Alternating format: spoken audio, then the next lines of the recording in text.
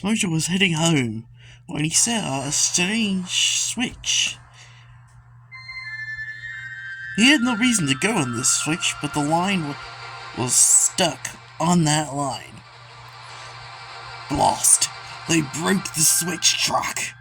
Now we'll have to wait here until it gets repaired in the morning. Might as well stay off the main line.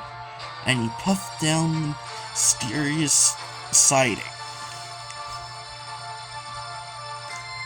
But when he came out on the other end, it was unlike anything he'd seen before. Massive things that looked like shoes. And he sworn he saw a dresser in front of him. Then he spotted a shed. Just then, it got dark, and he heard strange sounds.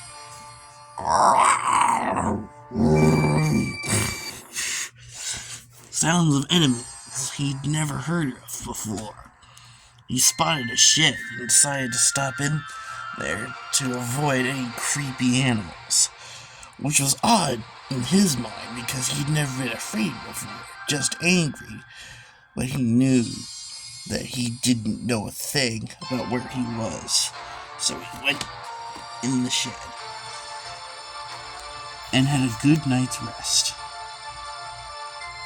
until he heard a strange sound.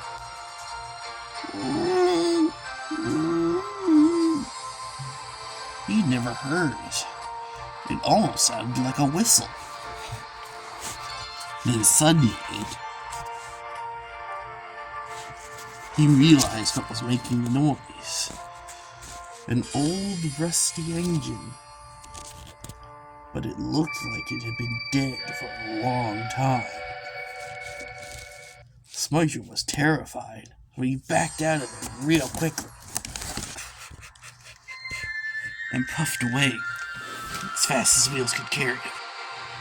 He wanted to leave this strange railway as fast as he could, but he didn't know how to get out. It seemed that the main line had vanished, and he was all alone.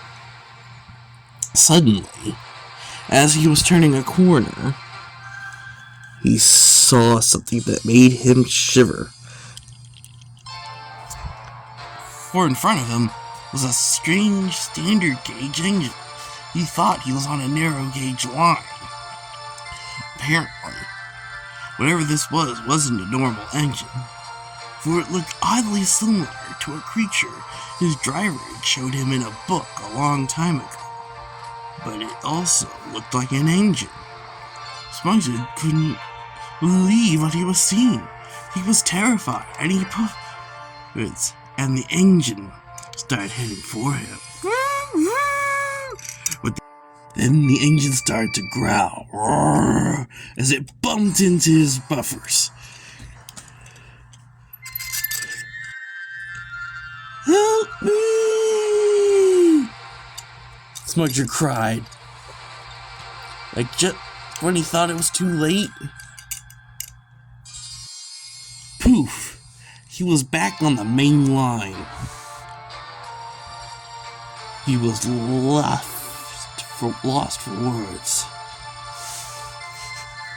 What was that, driver? I don't know. But let's just say it was a dream and leave it at that. Smudger agreed, and he puffed back to his shed. A scared engine with a scarier secret. Doo-doo-doo, blop. And that was the world's worst Thomas fan fiction. Doo-doo-doo-doo-doo-doo.